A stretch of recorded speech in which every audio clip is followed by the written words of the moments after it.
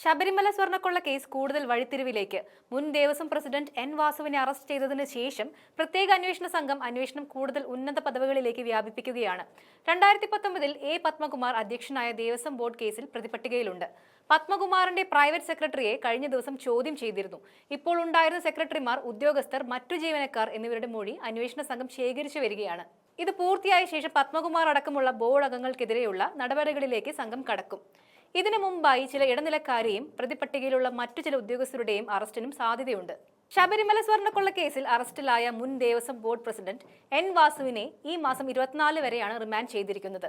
വാസുവിനെ പത്തനംതിട്ടയിൽ നിന്നും കൊട്ടാരക്കര സബ് ജയിലിലേക്ക് കൊണ്ടുപോകും. കസ്റ്റഡി അപേക്ഷ പിന്നീട് സമർപ്പിക്കും. വാസുവിനെതിരെ ഗുരുതര കാര്യങ്ങളാണ് റിമാൻഡ് റിപ്പോർട്ടിൽ ചേർത്തിരിക്കുന്നത്. ചെമ്പ് പാളികൾ എന്ന് രേഖപ്പെടുത്തി നവീകരണത്തിന് ശുപാർശ നൽകിയെന്നും രേഖകളിൽ സ്വർണം പൊതിഞ്ഞ പാളികൾ എന്നത് ഒഴിവാക്കിയെന്നും റിമാൻഡ് റിപ്പോർട്ടിൽ പറയുന്നുണ്ട്. ഉണ്ണികൃഷ്ണൻ പോറ്റിയുടെ കൈവശം പാളി കൊടുത്തുവിടാൻ ഇടപെടൽ നടത്തിയെന്നും റിപ്പോർട്ടിൽ സൂചിപ്പിക്കുന്നു. ഇതര പ്രതികളുമായി ചേർന്ന് ഗൂഢാലോചന നടത്തി. ബോർഡിന് നഷ്ടമുണ്ടായെന്നും പ്രതികൾക്ക് അന്യായമായി ലാഭമുണ്ടായെന്നും റിമാൻഡ് റിപ്പോർട്ടിൽ ചൂണ്ടിക്കാട്ടുന്നു. ഇന്നലെ വൈകിട്ടാണ് എൻ വാസു അറസ്റ്റിലാകുന്നത്.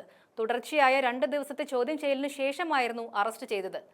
ക്രൈംബ്രാഞ്ച് ഓഫീസിൽ വെച്ചായിരുന്നു ചോദ്യം ചെയ്യൽ. ശബരിമല ശ്രീകോവിലിലെ കട്ടിലപ്പാളിയിലെ സ്വർണം ചെമ്പെന്ന് രേഖപ്പെടുത്തിയത് വാസുവിന്റെ നിർദ്ദേശപ്രകാരമാണെന്ന വിവരം SITക്ക് ലഭിച്ചിരുന്നു. പിന്നാലെയായിരുന്നു വാസുവിനെ ചോദ്യം ചെയ്യലിന് വിളിപ്പിച്ചത്. ദേവസ്വം ബോർഡ് മുൻ എക്സിക്യൂട്ടീവ് ഓഫീസർ സുധീഷ് കുമാറും ദേവസ്വം ബോർഡ് മുൻ അഡ്മിനിസ്ട്രേറ്റീവ് ഓഫീസറുമായ മുരാരി ബാബുവുമാണ് വാസുവിനെതിരെ മൊഴി നൽകിയത്. സ്വർണ്ണക്കൊള്ളയുമായി ബന്ധപ്പെട്ട വിവരങ്ങൾ എൻ വാസുവിന് അറിയാമായിരുന്നുവെന്നായിരുന്നു സുധീഷ് കുമാർ SITക്ക് നൽകിയ മൊഴി.